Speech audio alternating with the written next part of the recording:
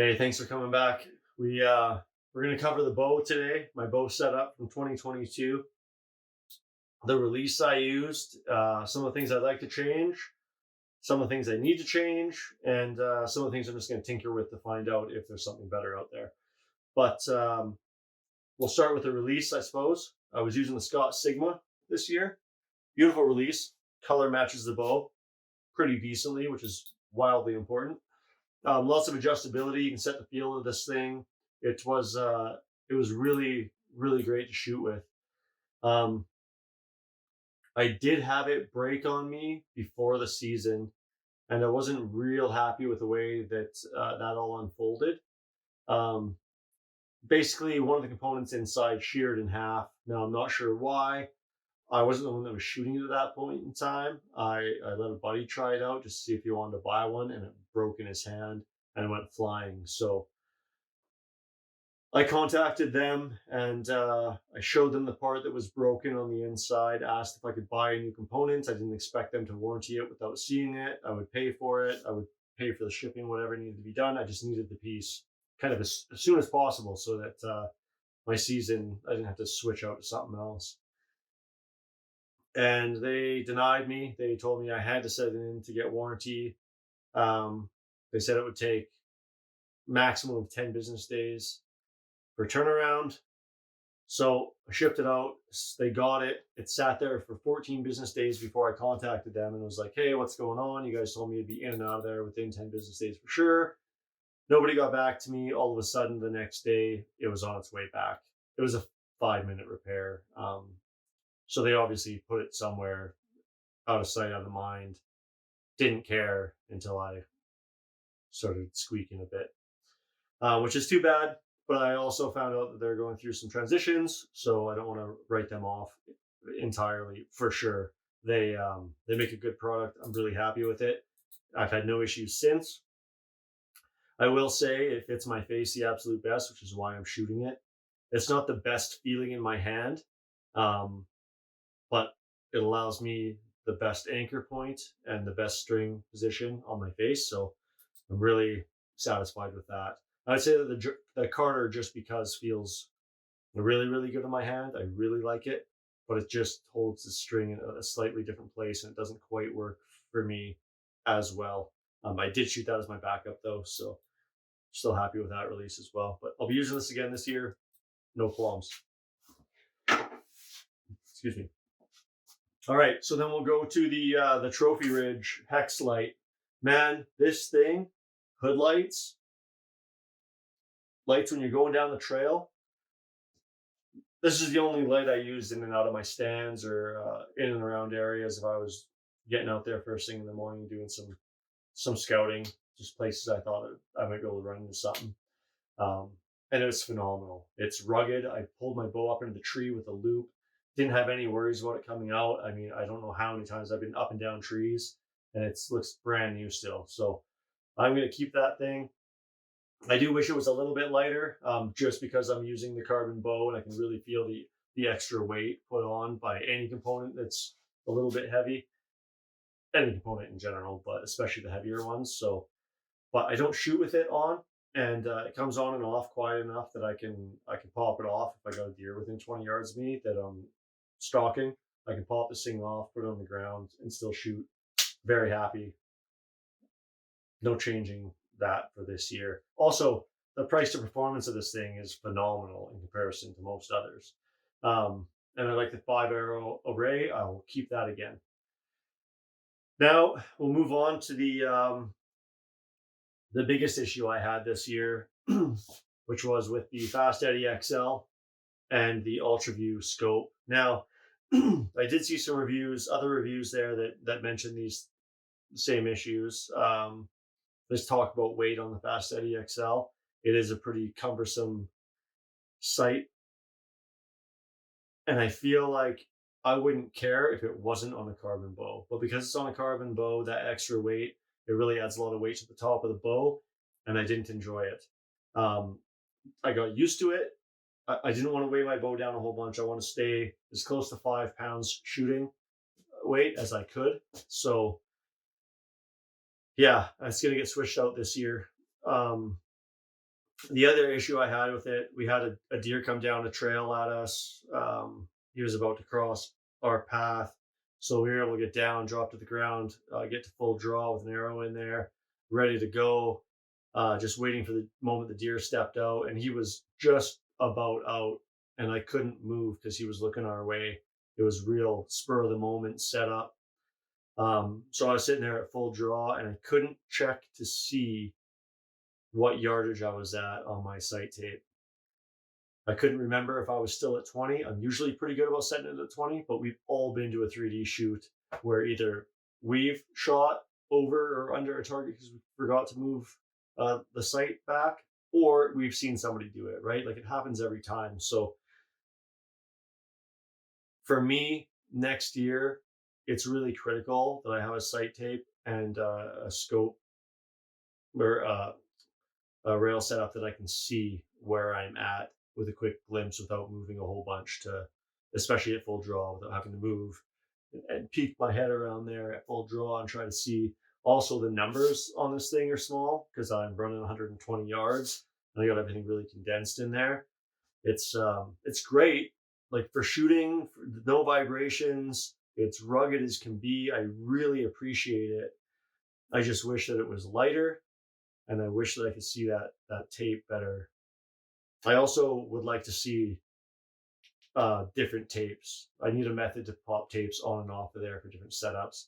I'd really appreciate that, like the HHA does. That's a great idea. Or even sight, like metal sight tapes or something that I can use to fairly quickly adjust it rather than printing out a new one, trying to scrape that old one off of there and going through that whole mess. Again, great quality products, just not suited for my hunting. Now, the Ultraview, the UV3, I got the double pin in there. I'm not sure if you're gonna be able to see that or not, but double pin hunter. I really liked shooting this thing. It's probably been one of my favorites of all time for anywhere other than hunting. Now, taking this thing out in the bush, it's too small. When you're getting to last light, you can't see through it. That housing is just too small. The peep size is too small that correlates with it. It was not good. And I should have taken the hint when I was at the 3D shoot, and we went out after everyone was done again, just for fun, move some targets around for the next day. And yeah. And that last, I think there was the final 4 targets where it was getting pretty dark. Now, I don't know if it was last light dark or if it was past maybe last light, so it could have been really dark. I didn't have my phone. I wasn't paying attention to that. I just knew that it was too dark to see through that thing. But other people were still able to shoot through theirs. So if I was a little bit smarter, I would have really paid attention to that going into the season and been like, you know what, I need to change that out, because if I can't shoot at low light, especially in the last 5 minutes of legal light when literally every deer comes out that I'm after, then that's just not going to work for me. So overall size, not good for hunting low light conditions. But everywhere else, man, this thing is a real dream. But the low light conditions, it's too small. And I would go to the bigger Ultraview, but I'm just going to steer away and go a different direction entirely, back to something really simple. And the reason I say that is because the amount of screws in this thing is no good. It's just not, everything is tight right now. There's no vibrations. I walk outside in the -10 or -20 degrees Celsius. Guess what? Everything is loose. Now, I can't physically tighten these screws down anymore without distorting either the metal or the aluminum or whatever this housing is made out of, or squishing the plastic inserts. It just doesn't stay tight. And you can see I lost my bubble, right? There's no bubble in here anymore. The screw is still in there, still in the same place. I can't slide another bubble in there now that it's warmed up. But when it was cold, obviously everything contracted enough and that sucker slid out of there, not to be seen ever again. So that's really too bad. I liked the setup. I love it for 3D. I like it for field. indoor. Like it's great, but it's got too many screws and it just doesn't stay tight. So I'll be switching out the entire setup there for something a little more, little lighter and more simplified for sure. Great products, just not suited for hunting. Next up, we'll go over the Hamskea Epsilon. Man, that thing is a dream. If they make it lighter and keep it as robust, it's just such a win. I'm really happy with it. Now, the progression to get there, I guess, was I started with a QAD Ultra Rest, the drop away, obviously. I love those things, man. I've shot them since 2010, I think, is when I switched over those. And I had no issues. But I did always find myself thinking about it.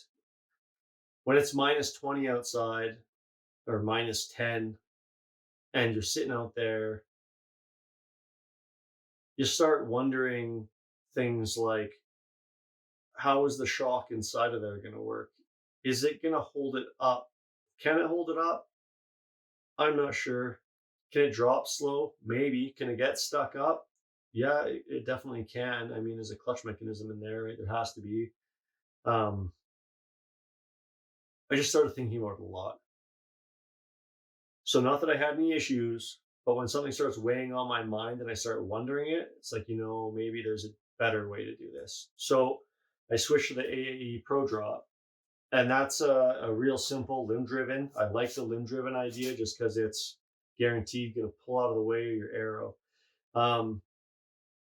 But the AAE, the whale tail on there was too small, and your arrow could pop off and get into the housing, which would make a racket, and it was totally unnecessary. There's better ways to do it.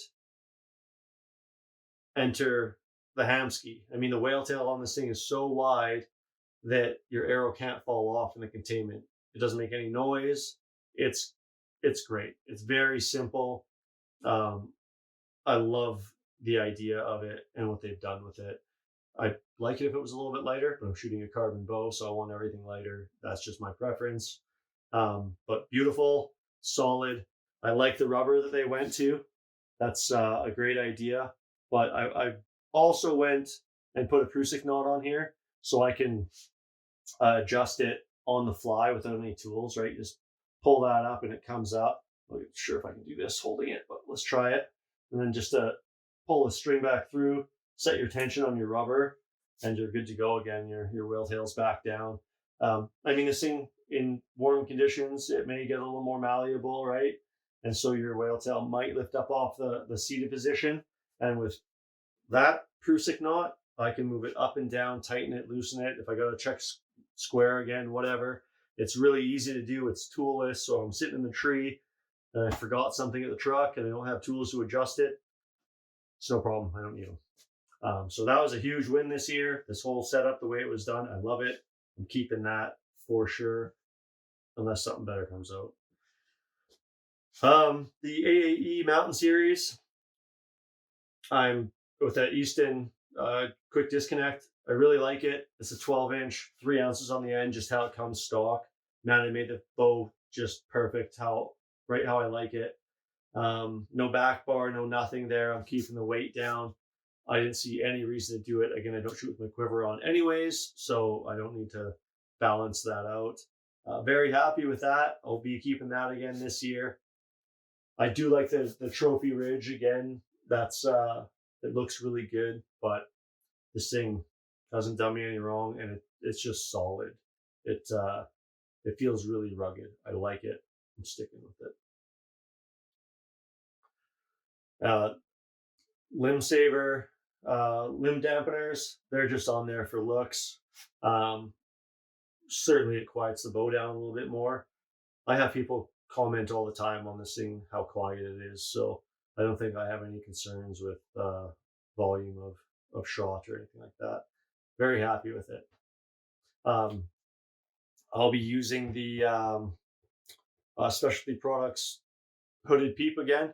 I like the screw and inserts. It's great. No issues there. No glare, no nothing. I think they did a fantastic job on it. The only thing is those threads do put some wax or something in there just to hold them in a little bit tighter, prevent them from rattling loose. I had it come loose 2 or 3 times throughout the entirety of last season, which isn't bad, but it's preventable. So, oh, what else? I guess just the bow overall. I really enjoy the PSE Levitate. The carbon in the -20, the last hunt I went on, man, was it ever nice. I don't think I'll ever go away from carbon again. The finish is flawless. I've scrubbed it a couple of times now because I got blood all over it, and it cleans up nice, which I was shocked. I thought it was going to leave stains on there, but man, there's no stains. The paint's on there still. There's no issues with the finish. It's just great. I was a little bit worried about that, but absolutely nothing to be worried about. I love it. I'm going to keep it another year, shooting 511 grain arrows, which we'll go through in a minute here. But I was lobbing those guys at 280 feet per second. 29-inch draw, 72 pounds pull, 90% let off on the E2 cam. So I don't think they're making a whole bunch of changes to this platform this year. I know Dudley's mentioned the Levitate 2.0 a couple of times, but I think they just got the Easy 220 shim system and maybe some different mounting options for rests, but I don't need them. I don't plan on using them this year anyways, so I'm keeping this bow another year, which is probably too bad because I had a few guys lined up to buy it. They've been bugging me about it, so I guess I'll have to wait another year or buy their own. The strings I changed out for no other reason than to put some green and black and gray on there. I didn't change my cables. There was a bit of a mishap there, but yeah, I've been really happy with the River City Custom Bowstrings. Try to support as local as possible, and he definitely did a good job for me. And he was very reasonable as far as ship times go and all that stuff and build times. Definitely good quality. Happy. Okay, so we'll move on to the arrow setup now, I guess. Pop this out of here. Sorry.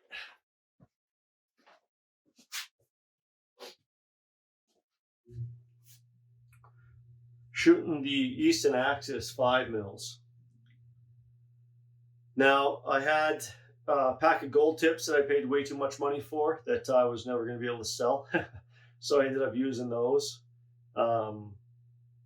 Wasn't real happy with them. I had a lot of them bend on me throughout the season. They're just aluminum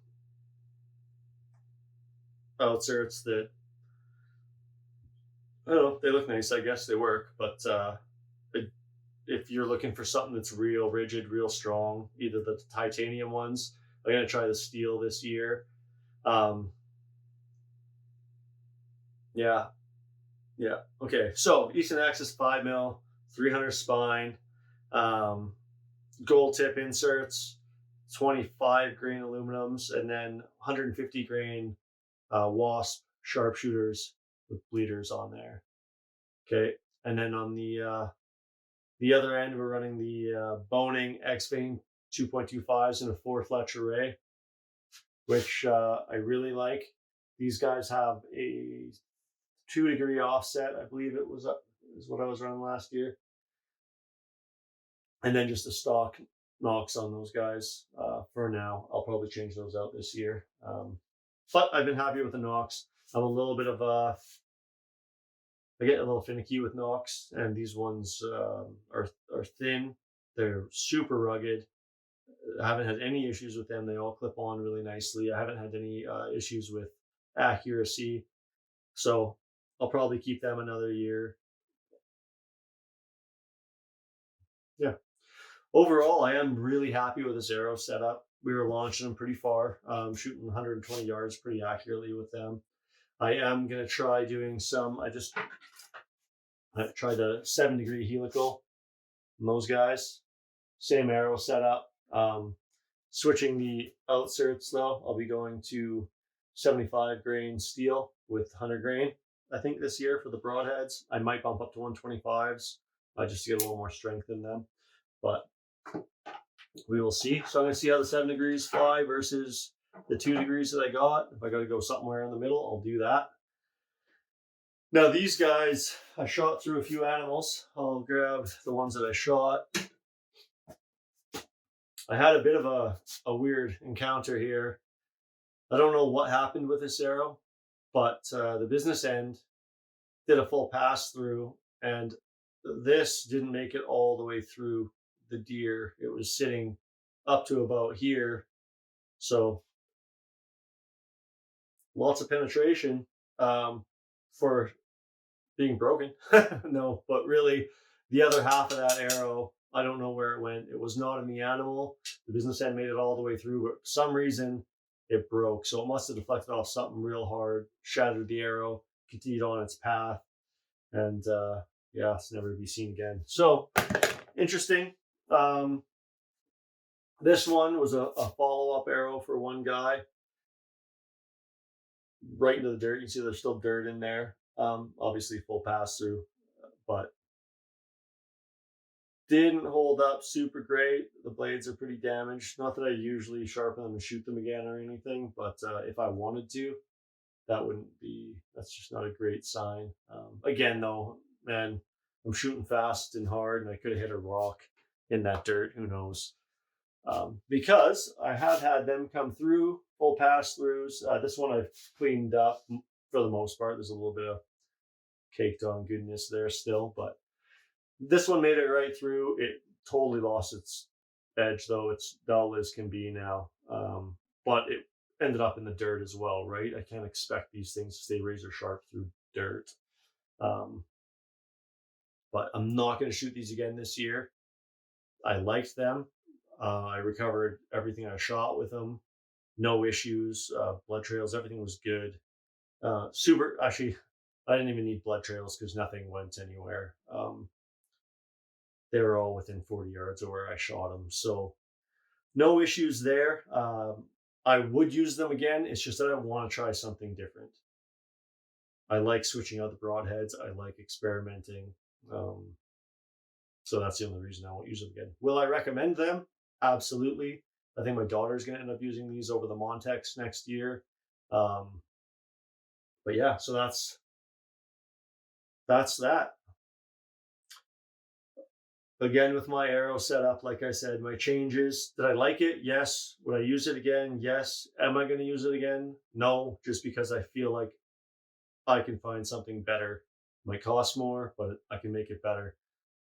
Switching out broadheads, I think I'm going to go probably single bevel left to match the flight characteristics of my arrow out of my bow already. I like the single bevel. I want to get away from the fluting. I just want to see if I can quiet my arrows down as much as possible, because I think that's why deer are jumping the string, like I mentioned in my previous video, but I don't have any proof of that yet, so we'll see going forward. And then switching out the degrees, I just want to see if I can continue to get good flight out to 80 yards with like a 7 degree with broadheads on them. If that 7 degree shoots good out to the 120 at the range with 7 degree, I mean, I'm going to use more. Ranch Fairies mentioned some stuff about just the frequency of your arrow flexing, Archer's paradox and all that stuff, and how it aligns with how fast it's rotating. And you can get some real bad flight characteristics if you don't push through that first frequency. So yeah, I got some changes to make to these guys for sure. Looking forward to the steel Outserts. Hopefully they don't bend on me. If they do, I'm going to the titanium ones, and that's going to be that. I'm going to spend the money on it. Is what it is. But the Bohning XVanes, I've been really happy with. I'm going to run these guys again, I think, this year. The AAE Maxes, they make some nice stuff too. There's a bunch of different options there. Tack vanes as well. I mean, whatever. If you find something you like, I'm just going to stick with it for now. And I like the four vane array. I feel like the low profile vanes is something I'm really after. Clearance wise, sound wise, crosswind wise, everything is. I'm happy with that. So stick with that. We'll do some testing here in the future and see if we can make any improvements. I will be keeping the Easton Axis 5 mils, however, in 300. I got some 260s to play with a little bit, but I'm not going to go any more on the fronts, I don't think. I'm not going to keep bumping up FOC. If I can get over 13%, I'm really happy. So no issues there. Yeah, you guys have any recommendations for sights that are lights, or